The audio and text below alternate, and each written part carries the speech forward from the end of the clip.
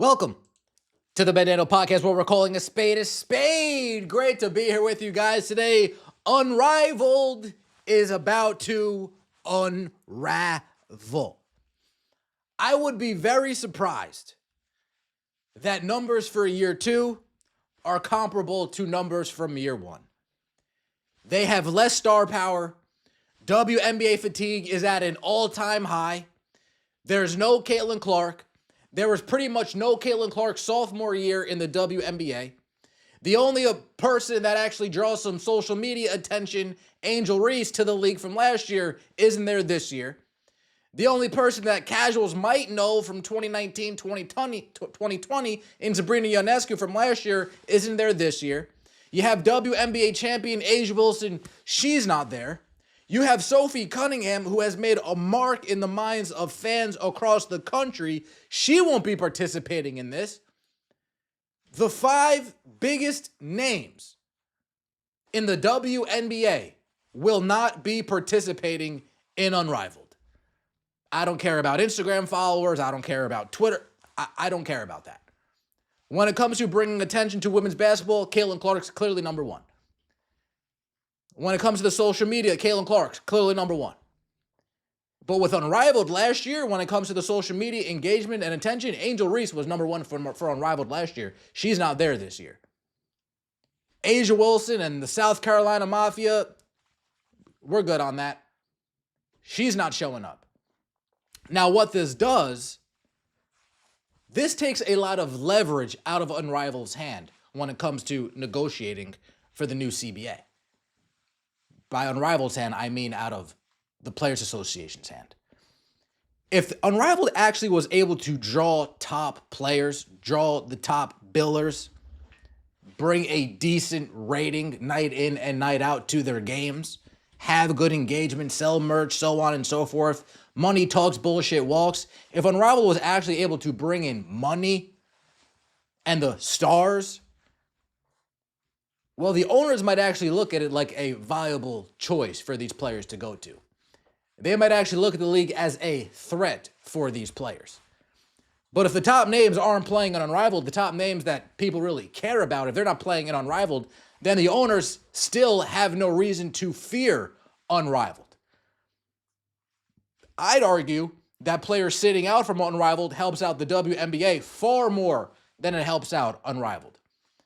Imagine being Unrivaled, Nafisa Collier, Breanna Stewart. Imagine being part of the Players Association, the president, Nneka Ogwumike, and going to negotiations, going to the table saying, look, we have all the top superstars in our league still. Are you going to make a deal with us so we can keep this going, or are you going to lock us out? Are you going to come play ball with us and let this thing continue to prosper and move forward, or are you going to lock us out? The owners might think, well, if players are willing to actually play in Unrivaled and they are getting paid more, then this could be a potential threat, if not now, down the line. But if Unrivaled is coming to the negotiation table and they're bragging about players like Dana Evans playing Unrivaled, if they're bragging about players like Cameron Brink playing in Unrivaled, if they're bragging about players like Dejanay Carrington, although she's injured now, playing in Unrivaled, the owners don't care at all. Having marquee names in Unrivaled was leverage for the Players Association, leverage that they now do not have. And I think the players who aren't playing in Unrivaled, I think they actually understand this. Which goes with the theme, no handouts. We're not giving you our name, image, and likeness, for lack of a better term, so you can use our handouts to bargain, to go against the league that we've dreamed to play for. We're not giving you the ammo that you need to go potentially shut down the WNBA, to potentially go and argue and use Unrivaled as your own bargaining chip in a selfish manner, because that's what they're doing, hence conflict of interest. The owners don't want Unrivaled. Clearly, the people in the Players Association do. Fee, Breanna Stewart, Nneka Ogwumike being one of them. They want Unrivaled to exist. That's a clear conflict of interest. A'ja Wilson, she's not letting that happen. Both years, she's not letting that happen. Caitlin Clark, not letting that happen. They've had enough time using Caitlin Clark's juice,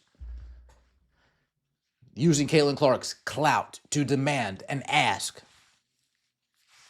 Angel Reese, it's not happening this year. Sophie Cut, no.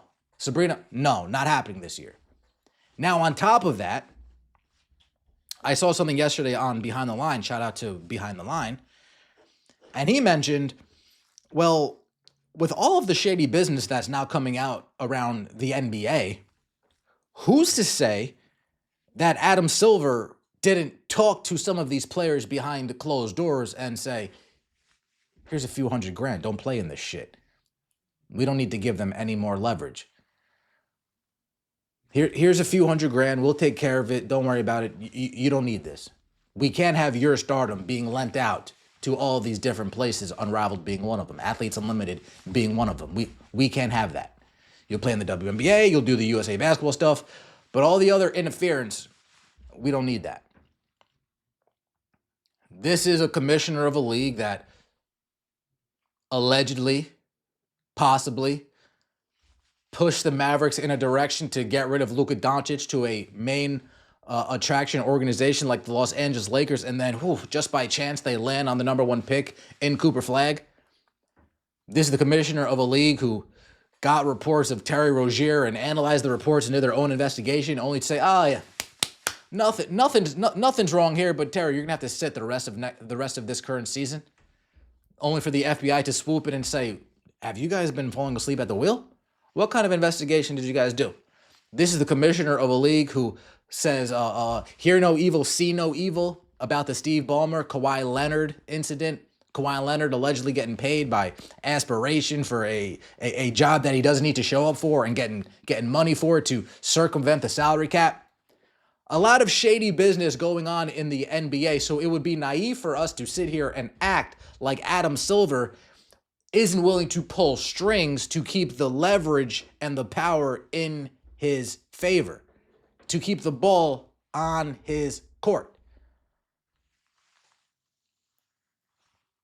Just a couple of thoughts that I had thinking about Unrivaled, because this is a big blow when it comes to the negotiations. Yeah, Unrivaled is gonna be bad anyway, right? It's gonna be bad. We know it's gonna be bad. But thinking a step further, well, this really sets them back when it comes to CBA negotiations and whatever type of leverage they thought they would have playing hardball, not taking the deal. And like I told you, fans are getting hip. That Unrivaled isn't really it. Shit ain't really making any sense anymore. Unrivaled's on some BS. The W might not even be in action next season. I'm annoyed. Was supposed to be a league where only the best talent played, and season 2 has been nothing but a bunch of subpar role players. This is like a G League. This is like a G League, summer league type of field, type of environment. There's no star power, there's no pizzazz. There's nothing that makes you really perk up, stand up, get ready to go. And the problem that Unrivaled has at this point is that these are actually double WNBA fans upset with the lackluster lineup that Unrivaled is rolling out. Let me know what you guys think in the comment section below. I appreciate the support. No handouts, says Caitlin Clark, Asia Wilson, Sophie Cunningham, Sabrina Ionescu. You will not use us as pawns in your negotiations with the league. What do you think about that? See you next time, and as always, take it easy.